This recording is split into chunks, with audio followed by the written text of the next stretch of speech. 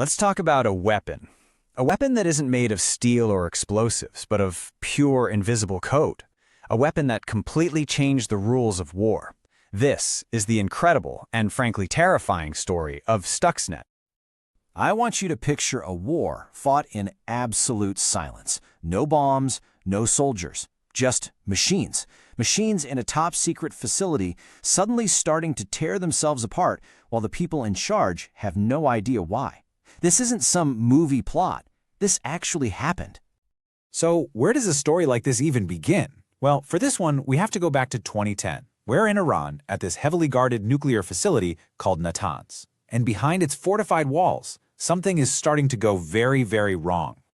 At first, it was just weird stuff. Little glitches here and there that nobody could quite explain. But by the middle of that year, this wasn't just a glitch, it was a full-on crisis. Thousands, literally thousands, of these super-sensitive, high-tech centrifuges were failing, and the engineers on the ground, they were completely stumped. And here's where the story gets truly chilling.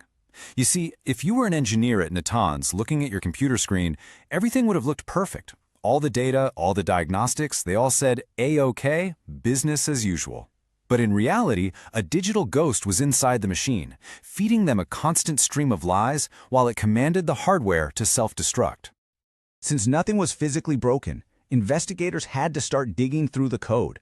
And what they found wasn't a simple bug or a mistake by an employee. Nope, it was something the world had never, ever seen before. They gave it a name, Stuxnet. And we have to be crystal clear here, this was not your average computer virus. It wasn't built to steal your bank details or spam your contacts. Stuxnet was designed for one purpose and one purpose only: to jump from the digital world into our physical world and break things. Real, expensive, important things. So what really set it apart? Well, think of a normal virus, like the common cold. It just tries to spread to everything it touches, right? Stuxnet was the exact opposite. It was more like a guided missile. It was specifically designed not to spread wildly. Instead, it would lie dormant, completely silent, until it found its one specific target.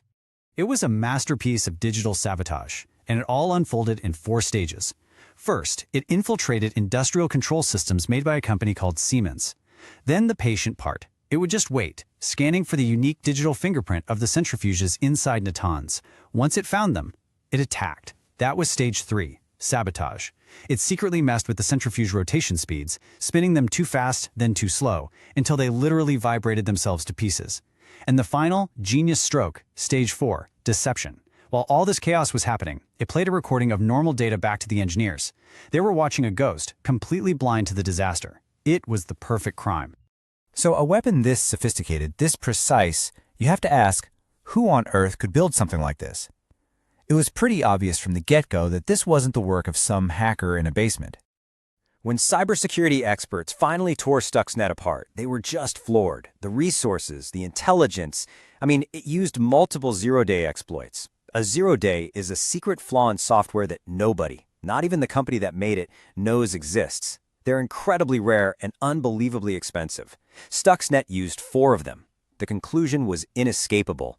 This was the work of a government, a nation-state. And sure enough, through investigative reporting and leaked documents, a codename eventually surfaced. The secret mission to build and deploy Stuxnet was allegedly called Operation Olympic Games. The reports all pointed to a joint effort between 2 nations, the United States and Israel. And their goal was strategically brilliant, if not terrifying. They wanted to cripple Iran's nuclear program without firing a single bullet or dropping a single bomb. It was a way to fight a war without ever declaring one. Now, whether the operation fully achieved its long-term goals is still up for debate. But what isn't debatable is the fallout, because the moment Stuxnet was discovered, the world changed forever. A new kind of warfare had just been born. By all accounts, Stuxnet worked. It's estimated to have destroyed nearly 1,000 centrifuges, setting the Iranian program back by months, maybe even years. The world's first true digital weapon had successfully struck its physical target. But in doing so, it opened Pandora's box, because now the code was out there in the wild for anyone to find. Other countries, terrorist groups, hacktivists, they could all study it, reverse engineer it, and build their own versions.